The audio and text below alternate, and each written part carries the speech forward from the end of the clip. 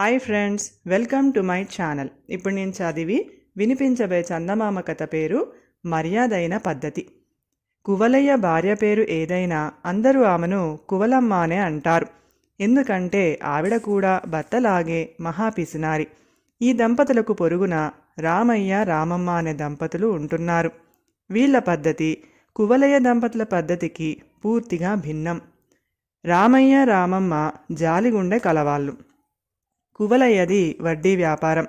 వచ్చిన డబ్బు వెనుక వేయడమే తప్ప ఖర్చు పెట్టడం అంటూ ఉండదు. వాళ్ళ దొడ్లో పళ్ళ చెట్లున్నాయి.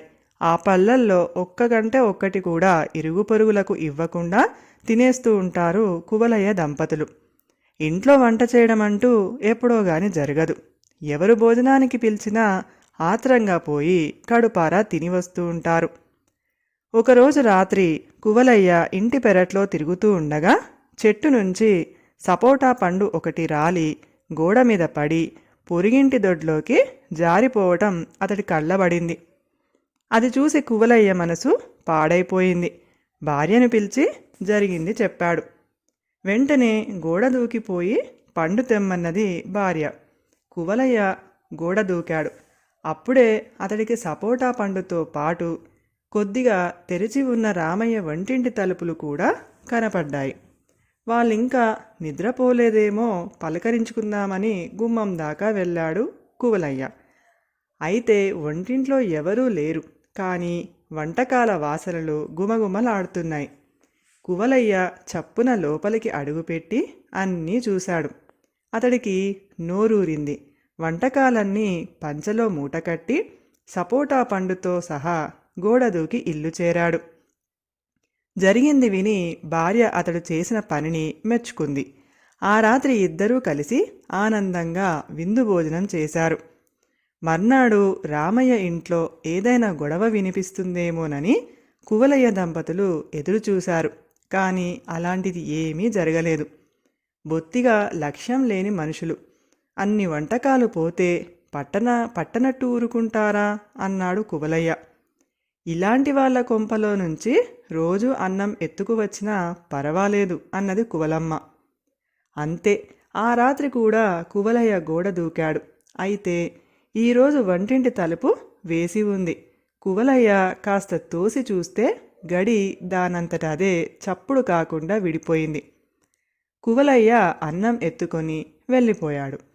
మూడవ రోజున కువలయ్య గోడ దూకి వంటింటి తలుపులు తెరవగా అతడికి అక్కడ వంటకాలే కాక 2 పీటలు కూడా వేసి ఉండడం కనబడింది. వాటి ముందు 2 విస్తళ్ళు పరిచి ఉన్నాయి. తన సంగతి రామయ్యకు తెలిసిపోయిందా అని కువలయ్య అనుమానించాడు. చూద్దాం ఏమైతే అదవుతుందని అతడు వంటకాలను విస్తళ్ళలోకి సర్దుకొని తీసుకొని వెళ్ళిపోయాడు. మర్నాడు రామయ్య ఇంటి ముందు చాలామంది జనం గుమిగూడారు. విశేషం ఏమిటో కనుక్కుంటూ కువలయ్య అక్కడికి వెళ్ళాడు. రామయ్య అక్కడ చేరిన వాళ్లతో, మా ఇంటికి రోజు భగవంతుడు వచ్చి భోజనం చేసి వెళ్తున్నాడు. మొదటి రోజున ఇంట్లో వంటకాలు మిగిలిపోతే వాటిని దేవుడు తినేశాడు. నేను కుక్క తినేసిందని అనుకున్నాను. అయినా విషయం తెలుసుకుందామని రెండో రోజు కూడా వంటకాలు ఎక్కువనే వండాం. వంటింటి తలుపులు వేసేశాం. అయినా వంటకాలు మాయమయ్యాయి. ఇది కుక్క పనో దేవుడి పనో తెలుసుకుందామనుకొని మూడవ రోజు విస్తళ్ళు కూడా వేశాం. ఈసారి విస్తళ్ళతో సహా వంటకాలు మాయమయ్యాయి. అంటే ఇది తప్పకుండా దేవుడి పనే అయ్యుండాలి కదా అన్నాడు. జనం అంతా అవునన్నారు. ఈ వింత చూడ్డానికి రోజు రాత్రి జనం రామయ్య దొడ్లో పోగవ్వసాగారు. వారం రోజులు గడిచినా దేవుడు ఆ ఛాయలకేసి రాలేదు. దేవుడు ఇంతమంది కళ్ళెదురికి వస్తాడా, రహస్యంగా చూడాలి గాని అన్నాడు రామయ్య. ఆ రోజు నుంచి జనం రహస్యంగా చూడటం మొదలుపెట్టారు. పాపం కువలయ్యకి చాలా ఇబ్బంది అనిపించింది. రామయ్య వెర్రిబాగులవాడు కాబట్టి దేవుడొచ్చి తినిపోతున్నాడనుకున్నాడు. అంతవరకు బాగానే ఉంది. కానీ మధ్య ఇదేమిటి, జనమంతా కాపలా కాస్తుంటే తన తిండి సంగతి ఏం కావాలి? దేవుడొస్తాడని ఏ విధవ ఎక్కడి నుంచి రహస్యంగా వంటగదికేసి చూస్తున్నాడో తనకెలా తెలుస్తుంది? ఈ ప్రచారాన్ని తిరుగుముఖం పట్టించడం కోసం కువలయ్య తన భార్యను ప్రోత్సహించి రామయ్య దగ్గరకు పంపాడు. ఆమె రామమ్మతో, ఏమమ్మా వదినా, రోజు దేవుడొచ్చి మీ ఇంట్లో తినిపోతూ ఉంటే ఆ సంగతి ఊరంతా డప్పు కొట్టించాడు అన్నయ్య. ఇప్పుడు చూడు మరి, దేవుడు రావడం మానేశాడు. అటు అన్నయ్యకు వెర్రిబాగులవాడన్న పేరు వచ్చింది అన్నది. ఆయనేమి అంత వెర్రిబాగులవాడు కాదమ్మా, ఆయనది జాలిగుండె అంతే అన్నది రామమ్మ శాంతంగా. అంటే అంది కువలమ్మ ఆశ్చర్యపోతూ. వచ్చి తిండి తినిపోయేది దేవుడు కాదని, మనిషేనని ఆయనకు తెలుసు. కానీ అంత రహస్యంగా వచ్చి తిండి ఒక్కటే తినిపోతున్నాడంటే వాడు తిండి కోసం ఎంతగా ముఖం వాచిపోయి ఉన్నాడో అర్థం చేసుకోవచ్చు. అలాంటి వాడు గర్భదరిద్రుడై ఉంటాడు. అన్నాతుడికి అన్నం పెడితే అది దేవుడికి పెట్టినట్టే అని ఆయన అంటూ ఉంటారు. అందుకే మేం విస్తరి కూడా వేసి వాడు తిండి తినిపోయే ఏర్పాట్లు చేశాం అన్నది రామమ్మ.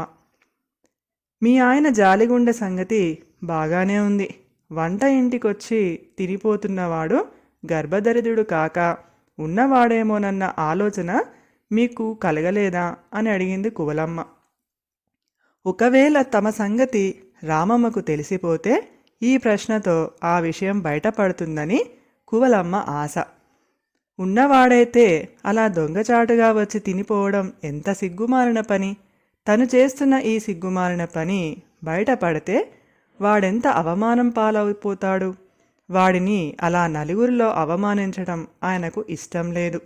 ఆయనది జాలిగుండె అని చెప్పాను కదా, అందుకే దేవుడి పేరు చెబుతున్నాడు అన్నది రామమ్మ. అలాంటప్పుడు ఈ ప్రచారమంతా ఎందుకు? చాటుగా తినిపోయేవాడు ఈ ప్రచారం వల్లనే కదా రావడం మానేశాడు. మీ ఇంటి దొడ్డిని దేవుణ్ణి చూడవచ్చన్న కోరికతో ఎప్పుడూ ఎవరో ఒకరు రహస్యంగా చూస్తూ ఉండవచ్చునన్న భయంతో వాడు మీ ఇంటికి రావడం మానేసి ఉంటాడు మరి అన్నది కువలమ్మ. అదే కువలమ్మ, మాకు కావాల్సింది కూడా. మేమే వంటింట్లో పొంచి ఉండి వాడెవడో తెలుసుకోవచ్చు. కానీ వాడు మాకు స్నేహితుడో ఏ పొరుగింటివాడో అయ్యుంటే ఎదుటపడి మందలించి వాడిని అవమానపరచలేం కదా. రహస్యంగా వచ్చి తిండి తినిపోయే సిగ్గుమాలిన పనిని మాన్పించడానికి మర్యాదైన పద్ధతిని ఎన్నుకున్నాం. ఏమంటావు అన్నది రామమ్మ. రామయ్య దంపతులకు తమ గురించి తెలిసిపోయిందని, తమ దురలవాటు మాన్పించటానికి చాలా మర్యాదైన పద్ధతి అనుసరించారని కువలమ్మకు అర్థమైపోయింది. ఆమె ఇంటికి వెళ్ళి జరిగింది భర్తకు చెప్పింది.